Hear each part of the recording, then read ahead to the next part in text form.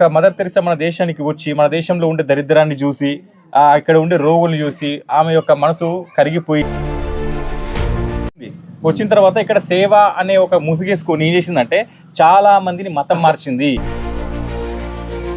సనాతన ధర్మం కాని వాళ్ళు ఏంటంటే ఖచ్చితంగా మతం మార్చడానికి వారికి సేవ చేస్తారు. డిఫరెన్స్ అది కోసం ఉండి ఖచ్చితంగా వినాయక నిమజ్జనం రోజు కూడా తాగమని చెప్పారు. అందరూ చెప్పండి జై బోలో శివాజీ మహారాజ్ కి. మన సనాతన ధర్మంలో ఉన్న గొప్పతనం ఏంటి అని అంటే మనిషి కూడా మాధవుడు అవుతాడు కదా. అంటే మన మనిషిని కూడా మనం పూజిస్తాం. ఉదాహరణకి మీ యొక్క ఇక్కడ తెచ్చిన వినాయకుడిని మనం తీసుకుందాం. పక్కకి ఎవరున్నారు మనకి ఇక్కడ? శివాజీ మహారాజ్. అంటే ఇక్కడ మీరు బొట్టు పెట్టేటప్పుడు మనము గణపతితో పాటు అదే బొట్టు మన శివాజీ మహారాజు కూడా పెడతాం కదా. అంటే గణనాథుడితోటి ఘనంగా మన శివాజీ మహారాజు కూడా మనం ఏం చేస్తాం? పూజిస్తాం, గౌరవం ఇస్తాం కదా. ఇదే మనము పరాయి మతంలో తీసుకున్నట్టయితే అక్కడ వ్యక్తుల్ని పూజించరు, వ్యక్తుల్లో ఒక దేవుణ్ణి చూస్తారా? చూడరు. కానీ మన సనాతన ధర్మంలో ఎవడైనా కానీ మంచి పని చేస్తే అరే దేవుళ్ళలాగా నువ్వు మంచి పని చేస్తున్నావు, ఎవడైనా నాకు సహాయం పడితే అరే నువ్వు దేవుళ్ళలాగా నాకు సహాయం చేసినావు అంటే ఒక మనిషిని ఒక దేవుళ్ళలాగా చూసే ధర్మం మన సనాతన ధర్మం కదా. ఇదే ఉదాహరణకి మీకు మదర్ తెరిసా ఎంతమందికి తెలుసా? మదర్ తెరిసా మన చిన్న ఉన్నప్పుడు ఏం చెప్పేవాళ్ళు అంటే ఒక మదర్ తెరిసా ప్రార్థించే పెదవుల కన్నా సాయం చేసే చేతులు మిన్నా అని చెప్పేసి చిన్నప్పుడు మాకు చెప్తే అబ్బా మదర్ తెరిసా ఎంతో గొప్ప వాళ్ళు అనుకున్నాను. నేను చిన్నప్పుడు నేను అనుకున్నాను. తర్వాత తెలిసిన విషయం ఏంటి అని అంటే యుగోస్లోవియా దేశంలో తను పుట్టింది. ఆమెకు నిజం చెప్పాలంటే మన భారతదేశము ఒక అన్నపూర్ణ. అంటే ప్రతి ఒక్కరికి కూడా మన భారతదేశము కడుపు నింపే సాంప్రదాయం మనది. అప్పట్లో మన చిన్నప్పుడు ఎలా చెప్పేవాళ్ళు అంటే ఆ యొక్క మదర్ తెరిసా మన దేశానికి వచ్చి మన దేశంలో ఉండే దరిద్రాన్ని చూసి ఇక్కడ ఉండే రోగులను చూసి ఆమె యొక్క మనసు కరిగిపోయింది ఇట్లా చెప్పేవాళ్ళు. కరిగిపోయి సేవ చేసింది. తర్వాత మనకు నాలెడ్జ్ తెలుస్తున్న కొద్దీ ఏమైపోయిందంటే మనకు తెలిసింది మన భారతదేశ చరిత్ర ఏంటి కదా. ఒకప్పుడు మన యొక్క విజయనగర సామ్రాజ్య వీధుల్లో ఒక రత్నాలు, ఒక వైడూర్యాలు, ఇవన్నిటిని వజ్రాలు ఇవన్నిటిని ఏం చేసిర్రు? అమ్మేవాళ్ళు కొనేవాళ్ళు. ఈ విషయం మనకు తెలిసిందే లేదు తర్వాత కదా. ఇలాంటి మన దేశము ఎంతో ఉన్నతమైన దేశం. మనకంటే ఒక 50 రెట్లు 100 రెట్లు తక్కువగా ఉన్న దేశాలు ఏంటంటే ఆఫ్రికన్ కంట్రీస్ మనం చూస్తాము. మరి నన్ను ఒక్క నిమిషం విను. అయితే ఈ యొక్క మదర్ తెరిసా అనే ఆవిడైతే ఏదవుతుందో ఈ భారతదేశం కాకుండా ఒక ఆఫ్రికన్ కంట్రీస్ ఎంచుకోవచ్చు. ఆవిడకి ఇంకోటి ఏంటంటే కోల్కతాకు వచ్చిన తర్వాత ఇక్కడ సేవ అనే ఒక ముసుగేసుకొని ఏం చేసిందంటే చాలా మందిని మతం మార్చింది. అంటే ఏ మతం? క్రైస్తవ మతం.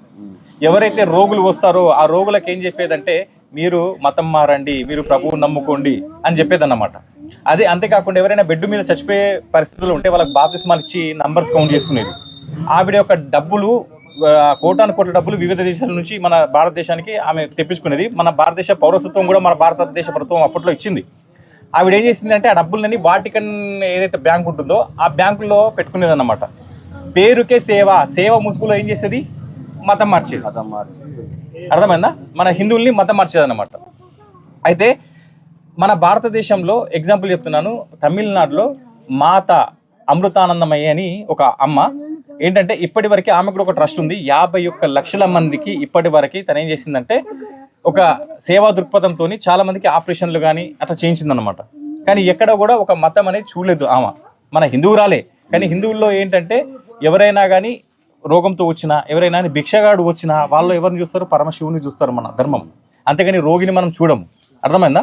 సో ఏంటంటే మన మాత అమృతానందమయ్య అమ్మ వాళ్ళు ఏంటంటే నిజంగానే సేవకు ఒక నిదర్శనం. ఆమె ఏంటంటే 120 acres పెద్ద హాస్పిటల్ కట్టించి అక్కడ ఐసీయూ గదులు మంచిగా అందరికీ సేవా రకంగా చేస్తుంది అనమాట. అంటే డిఫరెన్స్ ఏంటి అని అంటే ఎవరైతే సనాతన ధర్మంలో ఉన్నారో నిజంగానే సేవ చేస్తారు. సనాతన ధర్మం కాని వాళ్ళు ఏంటంటే ఖచ్చితంగా మతం మార్చడానికి వారికి సేవ చేస్తారు. డిఫరెన్స్ అది. అర్థమైందా మీకు చెప్పేది? సో ఏంది ఇక్కడ చూసిన ప్రతి ఒక్క మండపానికి తిరుగుకుంటూ వస్తున్నాము. చేయకూడదు ఏదైతే ఉందంటే తాగడము ఫస్ట్.